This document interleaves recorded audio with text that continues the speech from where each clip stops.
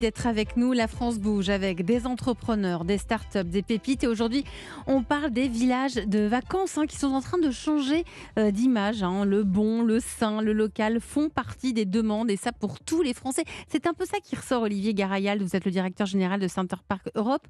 Cette envie d'être le plus proche possible de la nature, de manger sainement, de découvrir des produits locaux, c'est une demande générale. Ce n'est plus juste une petite niche aujourd'hui. Ah, tout à fait, on le voit. Et on le voit à Et c'est travers pour ça que vous justement. vous orientez vers ça. Alors, c'est l'ADN du groupe et c'est Mhm. l'ADN de Center Park. Si on regarde depuis le début, dès l'ouverture, les premiers Center Park étaient dans des milieux naturels d'exception. Et c'était quelque part un peu la marque de fabrique. Donc, ce que l'on se trouve actuellement, on a un produit qui est extrêmement bien positionné. Et on veut vraiment jouer cela à fond. Et donc, d'être complètement, non seulement des espaces, des domaines dans des espaces d'exception naturels, mais aussi avoir cette continuité dans l'offre, dans la promesse que nous avons. Comment vous les choisissez, ces espaces? Alors ça, vous savez, ça fait l'objet d'âpres discussions, de négociations, d'identification. Mm. Et en fonction, maintenant, on Vous allez les s'oriente. voir, vous allez sur place, vous Oui, oui, tout regardez? à fait, tout à fait. Mm. Alors, par exemple, là, on a ouvert un site il y a 2 ans, c'était Terrils en Belgique. Et ça, c'est très intéressant, c'est un site minier.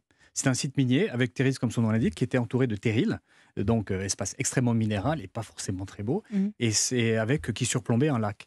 Et là, tout ça, c'était complètement paysagé. Donc, vous y allez maintenant. Je vous encourage même à aller voir le site de Terrils. Mm. Et ce site est complètement verdoyant. Vous avez l'impression d'être au Canada.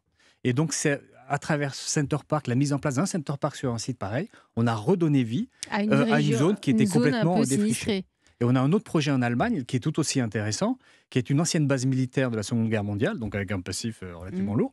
Et ça, c'est un site qui est actuellement désaffecté et interdit au public. Et l'idée, c'est de venir et d'implanter un Center Park. Donc je trouve que l'image est extrêmement positive, où on redonne vie, on va reboiser, revégétaliser tout ceci, Des endroits et un peu abandonnés. en abandonner avec un passif Mm, lourd, et ben mm. redonner un peu de la gaieté, de la joie de vivre et de développer le tourisme à proximité. Allez, on Donc va c'est quelque continuer chose. à parler de nos activités, de notre tourisme avec vous, Julien Ampoligny. Vous êtes le cofondateur de Funbooker. La France bouge. La start-up du jour. Julien, vous avez 48 ans, c'est ça? Tout à fait. Et vous avez eu plusieurs vies professionnelles. On aime bien ces profils à la France Bouge. D'abord, 10 ans en cabinet de conseil et stratégie. Oui. Ensuite, 10 ans, vous avez été membre du commerce de plusieurs entreprises, c'est ça? Oui, j'étais au comité exécutif de Canal+, puis Solocal. Solocal. Et enfin, vous vous présentez auprès de nos équipes comme un entrepreneur dans l'âme. Vous avez fait même partie de l'équipe fondatrice d'Egencia. Toutes ces expériences vous ont amené à Funbooker. Pourquoi vous avez choisi le loisir? Alors, pour plusieurs raisons. D'abord, aventure entrepreneuriale, donc c'est une rencontre avec mes associés. Chaque création d'entreprise est une aventure humaine et collective avant tout. Et là, on partageait cette envie.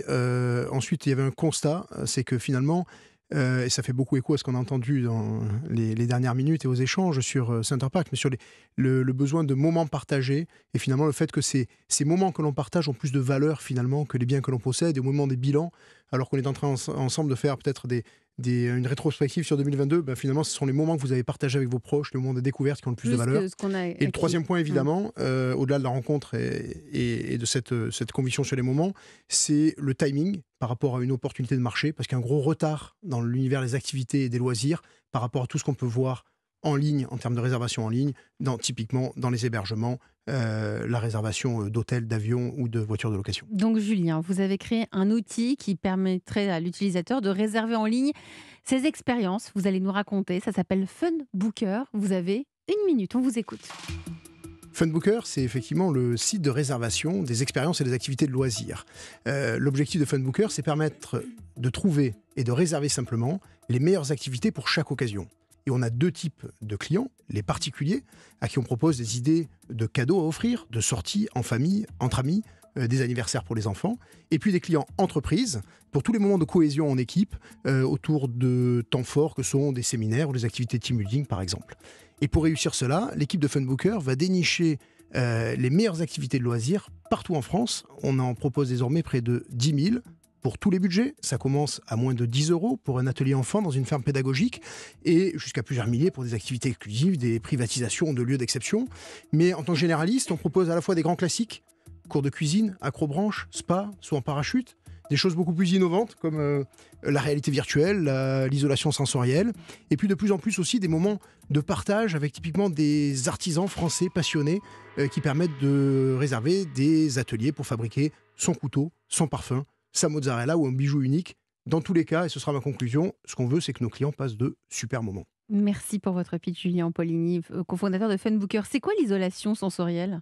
Alors, on vous place dans un caisson qui vous permet d'être à l'abri de toutes les perturbations sonores, visuelles. Vous parliez tout à l'heure de s'isoler des réseaux et de toutes les perturbations que l'on peut avoir. Et on passe un moment de détente. Donc en fait, je paye pour aller dans un caisson. Pour être dans un moment de détente, effectivement. C'est absolument. drôle. On a des gens dans l'équipe qui ont testé, qui ont trouvé ça assez fascinant comme C'est expérience. étonnant, ça. Mais c'est notre vocation, effectivement, d'arriver à proposer à la fois des choses que les gens peuvent redécouvrir autour de proches de chez eux, et puis des choses plus originales et plus Bah, ça, c'est déjà innovantes. très original, hein, Voilà. Mais... comme activité. Vous travaillez aussi bien avec des particuliers comme les entreprises. Vous êtes aussi, vous avez des entreprises clientes. Alors, c'est à Pour peu des près team building, j'imagine, des moitié-moitié, séminaires. je veux dire, dans notre volume d'activité. La moitié est composée par les particuliers. Je le disais, les grandes occasions pour les particuliers, c'est une sortie en famille pour le week-end, c'est une activité qu'on va faire entre amis en marge de ses vacances, c'est une occasion comme un cadeau à offrir ou un anniversaire enfant. Ça, c'est la moitié de notre activité. L'autre moitié, c'est vraiment d'accompagner les entreprises dans leur temps fort de cohésion, arriver à identifier les bons lieux pour des séminaires, pour des activités de team building. Et là, à nouveau, c'est très varié. Ça va des classiques autour de la dégustation, fabrication de tel ou tel accessoire, des ateliers autour des problématiques du moment, développement durable, RSE en particulier. Pour Voilà. des Donc, ateliers de sensibilisation. Comment se sont passées les vacances de Noël? Est-ce que vous avez eu beaucoup d'activités en montagne, puisque la neige n'était pas forcément au rendez-vous? Comment ça s'est passé au niveau des montagnes pour vous? Alors, pour nous, c'est pas forcément les activités en montagne qui sont les plus importantes dans notre activité. Noël est un temps fort côté particulier pour les cadeaux, puisqu'effectivement, c'est un des grands temps forts. Et donc là, on a offert des cadeaux, énormément. des ateliers Ouais, Funbooker. nous, on a fait un peu plus de x2 par rapport à l'an dernier en termes de volume et de typologie de cadeaux aussi que l'on offrait.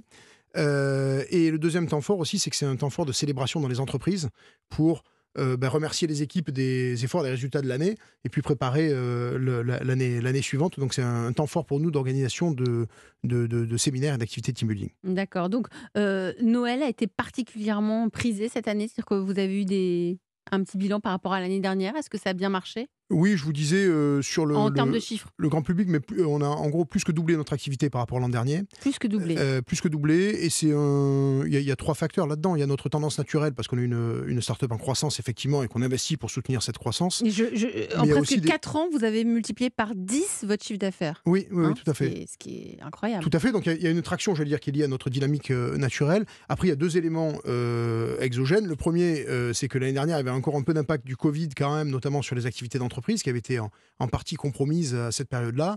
Et le deuxième, c'est la tendance très forte qu'on sent, qui était vraie au moment où on a créé Funbooker en 2017, qui a été décuplée par le Covid.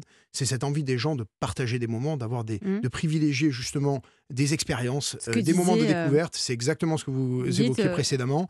Et je pense que nous, on est vraiment au cœur de ce sujet-là. Olivier Garayal, quel regard portez-vous sur Funbooker? Vous êtes le patron de Center Parcs Europe. Non, mais je pense que c'est très intéressant. Moi, je trouve que ce que j'apprécie beaucoup aussi, c'est au-delà de la partie particulière, il y a aussi cette partie professionnelle. Et c'est vrai, vous parliez de team building, c'est vrai qu'on est toujours à la recherche de faire des team building, de faire différentes activités avec nos collaborateurs. Vous avez combien de collaborateurs en France? Nous avons 2400 collaborateurs en France. Oui, Et il faut s'en 8400 occuper alors. au total. Il faut s'en occuper, tout à fait. Mm. Et donc, c'est vrai que d'avoir à disposition une plateforme qui nous permette de nous simplifier la vie, on est tous à la recherche de ça. Vous pourriez faire des choses Simplifier. ensemble. Hein. Non, mais tout à fait. Je retiens cette partie parce qu'en fait, sur les Pays-Bas, sur la Belgique, on travaille avec Ticket Plus où on offre à notre clientèle, ce que je disais tout à l'heure, on pousse aussi les gens à aller voir à l'extérieur de Center Parcs ce qui s'y passe et d'avoir justement des offres. Donc, tout à fait, il y a des choses qui peuvent être tout à fait intéressantes. Bon, je vous laisse négocier le contrat. Voilà. Vous restez avec moi tous les deux. C'est le moment de vous présenter la pépite du jour. En route pour les trophées européens de l'avenir avec vous, Fanny Asselin. Vous êtes la cofondatrice de Barac avec un K. C'est une start-up qui nous fait croire qu'on a une résidence secondaire, même si on n'en a pas une. Vous restez avec nous.